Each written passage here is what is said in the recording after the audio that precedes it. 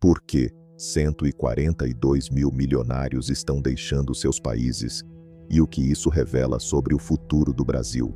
Eles estão indo embora, silenciosamente, discretamente, mas em massa. Até o final de 2025, mais de 142 milhões de milionários devem cruzar fronteiras em busca de algo que seus países de origem já não conseguem oferecer: estabilidade, segurança e liberdade patrimonial.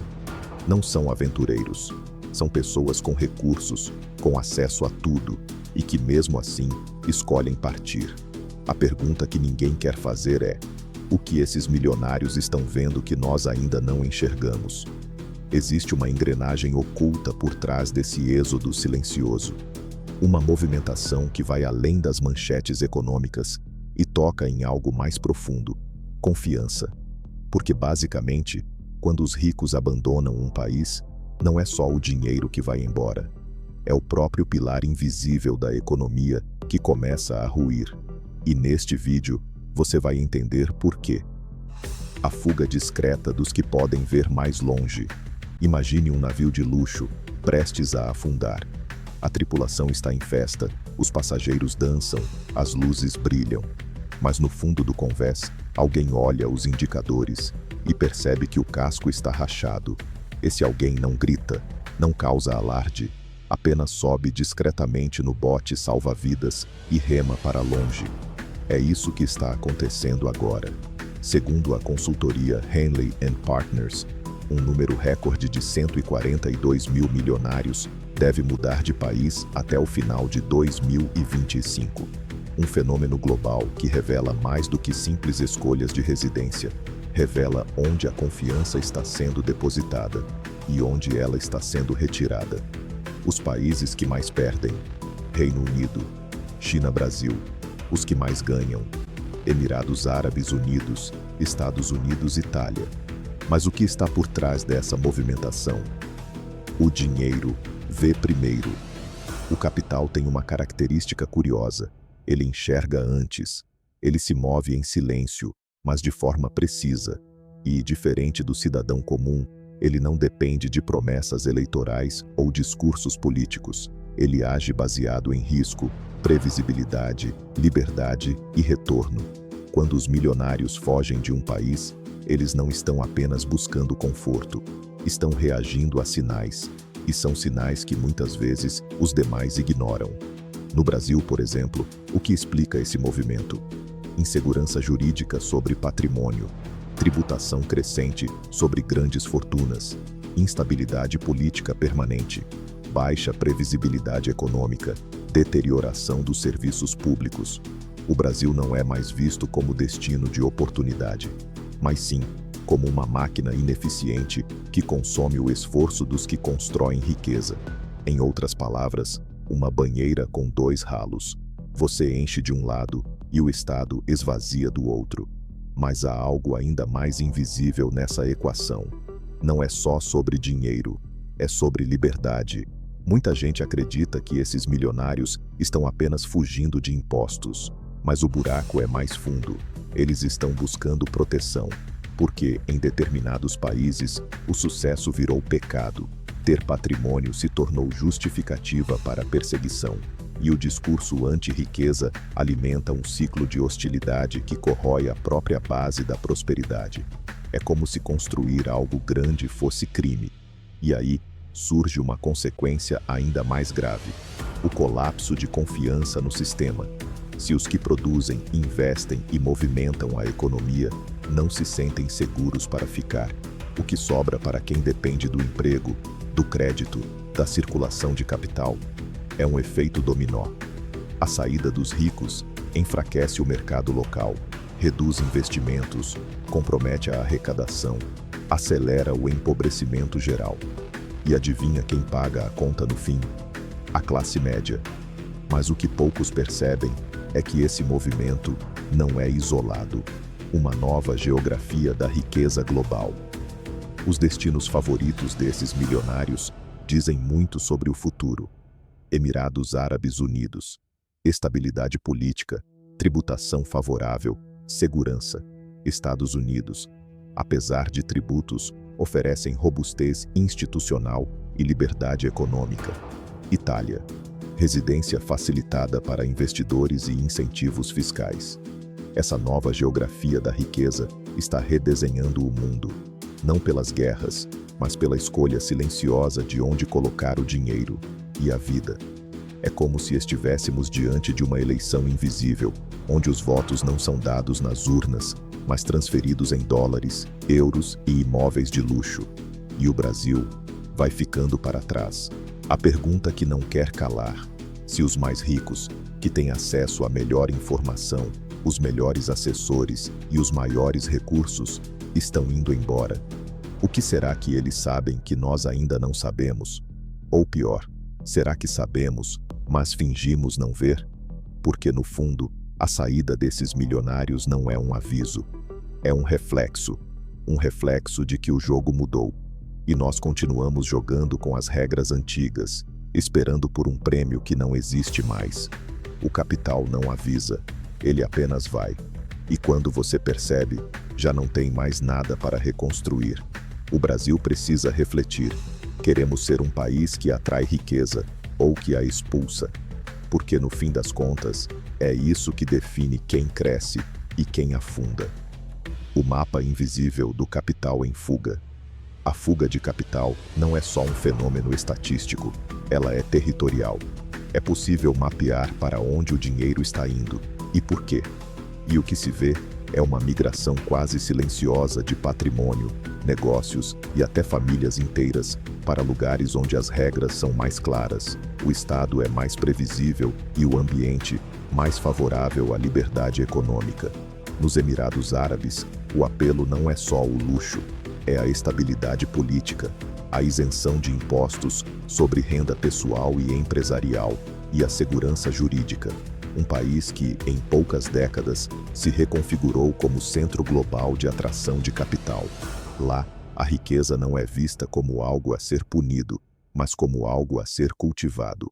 Já os Estados Unidos oferecem outra vantagem: a infraestrutura robusta, os direitos de propriedade sólidos e a possibilidade de viver em um ambiente de livre mercado, apesar da carga tributária mais alta em algumas regiões.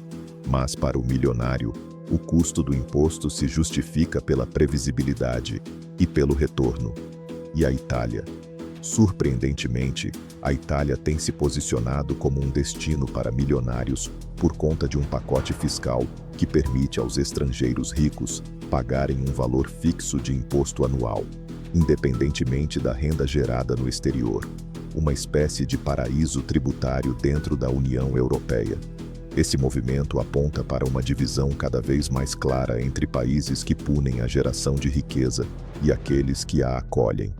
Mas o Brasil ainda pode virar esse jogo. O Brasil na contramão da atração. Infelizmente, as decisões mais recentes vão na direção contrária. A proposta de taxar fundos exclusivos, offshores e dividendos, somada a uma postura política cada vez mais hostil à iniciativa privada, passa uma mensagem perigosa. Aqui, sucesso será penalizado. E não se trata apenas de taxar. Trata-se do tom do discurso. O Brasil institucionalizou uma narrativa onde o empresário é vilão, o investidor é especulador e o patrimônio é algo que precisa ser redistribuído, não protegido. Essa narrativa cria medo, e o medo expulsa capital. Sem capital, não há crescimento. Sem crescimento, não há emprego. E sem emprego, o Estado implode. A pergunta que fica é: até quando vamos insistir em um modelo que só serve para afastar os que mais poderiam contribuir para o desenvolvimento do país? E mais, será que a classe média, que assiste a tudo isso sem perceber que está no centro do jogo, vai continuar pagando a conta de um sistema que cada vez entrega menos e cobra mais? O efeito invisível na classe média brasileira. Quando se fala em milionários deixando o país, a maioria das pessoas reage com indiferença. Eles têm dinheiro, podem ir para onde quiserem. Mas o que quase ninguém percebe é o impacto silencioso que isso causa, especialmente na classe média.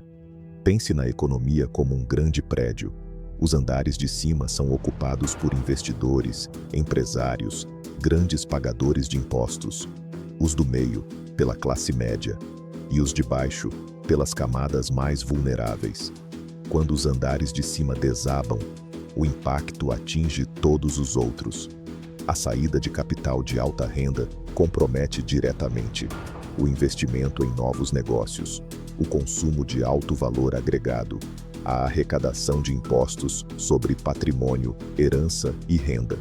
E quando isso desaparece, o Estado vai buscar recursos, onde ainda sobra algo, no bolso da classe média. Ela passa a pagar mais impostos. Ela perde acesso a serviços públicos de qualidade. Ela enfrenta inflação, perda de poder de compra, juros mais altos. Ou seja, enquanto os milionários escapam do fogo, a classe média vira o combustível. Mas tem algo ainda mais perigoso que acontece nesse processo: a paralisia silenciosa do empreendedor brasileiro. Com a fuga de milionários e a deterioração do ambiente econômico, um segundo fenômeno começa a crescer: a paralisia dos que ficam.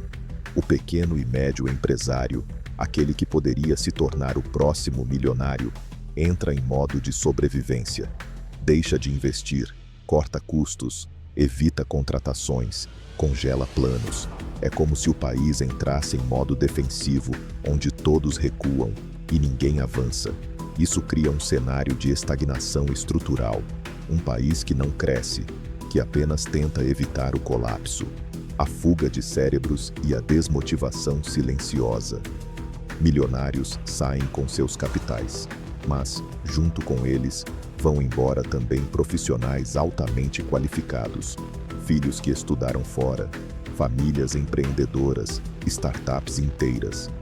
É a chamada fuga de cérebros. E esse movimento não é só econômico, é emocional, porque ele envia uma mensagem: quem pode, vai embora. E quem fica, muitas vezes, carrega a sensação de estar em um navio afundando sem bote disponível. Essa percepção mina a esperança, destrói o ânimo empreendedor, compromete o futuro de quem ainda está aqui tentando fazer a diferença. E quando a esperança vai embora, o sistema começa a apodrecer por dentro. Mas será que ainda há tempo para reverter esse cenário? O caminho possível e a escolha que o Brasil precisa fazer. A resposta não está em impedir a saída de milionários. Está em tornar o país novamente atrativo. Não apenas do ponto de vista econômico, mas cultural, político, institucional. Isso significa respeitar o direito de propriedade, valorizar o empreendedorismo como motor do progresso, reduzir a instabilidade jurídica sobre impostos e regras do jogo, criar incentivos reais para quem quer investir, crescer e permanecer. Mas tudo isso depende de uma coisa: vontade política e consciência coletiva. A elite política precisa parar de tratar quem produz como inimigo, e a população precisa compreender que punir os ricos não melhora a vida dos pobres. Só afasta os recursos que poderiam gerar oportunidades para todos. É duro dizer isso, mas o Brasil, hoje, se tornou um país emocionalmente hostil à prosperidade. E essa hostilidade cobra um preço, alto demais para ser ignorado. A resposta pessoal ao caos sistêmico diante de tudo isso, surge a pergunta inevitável: o que eu posso fazer? Porque mesmo que você não seja um milionário, os reflexos desse movimento batem à sua porta. E ignorá-los é como assistir o nível da água subir lentamente, achando que ainda dá tempo de correr. A verdade é simples e dura. Você precisa construir sua própria âncora, seu próprio bote, sua própria saída. Mesmo que não esteja pensando em sair do país, você precisa se comportar como quem já entendeu que o sistema não vai te salvar. E isso começa com 3 atitudes fundamentais. 1. Blindagem financeira. Diversifique sua renda. Evite concentrar patrimônio em uma única moeda, banco ou ativo. Estude ativos internacionais, mesmo que simbólicos. Segunda, inteligência jurídica e tributária. Conheça seus direitos. Esteja atento às reformas fiscais. Busque assessoria jurídica que proteja seu patrimônio de forma legítima. Terceira, educação estratégica. Entenda como o sistema opera. Estude a movimentação de capital global. Aprenda a ler sinais e a reagir antes que os jornais anunciem. A liberdade não é um destino, é uma construção. E cada decisão financeira que você toma, ou adia, define o grau de liberdade que você terá nos próximos anos. Mas há algo ainda mais essencial que o dinheiro. Liberdade é decisão antecipada. O maior erro da classe média brasileira hoje não é a falta de dinheiro. É a ilusão de que ainda há tempo. A liberdade se conquista antecipando o colapso, não quando ele já está em curso. E isso significa parar de pensar em sobrevivência e começar a pensar em soberania. Ter controle sobre seu tempo, ter escolha sobre onde morar, ter segurança para proteger sua família, ter lucidez para sair do ciclo de dependência. Esse tipo de mentalidade não está na TV aberta, não está nos debates eleitorais. Ela começa em espaços como este, onde se fala do que incomoda, do que assusta, do que ninguém quer expor. E quando você entende isso, tudo muda. A virada invisível começa em você. A grande ironia do sistema é essa.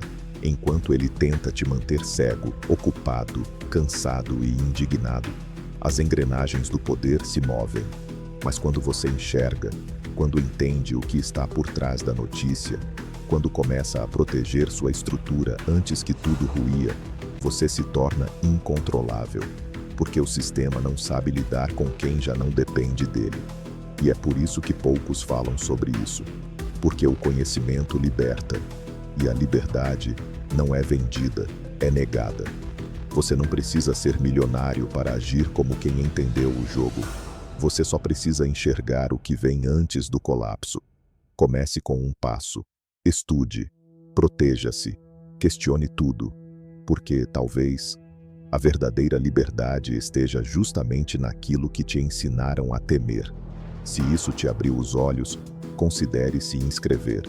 Aqui a gente expõe o que os bancos, políticos e jornais preferem que você nunca descubra.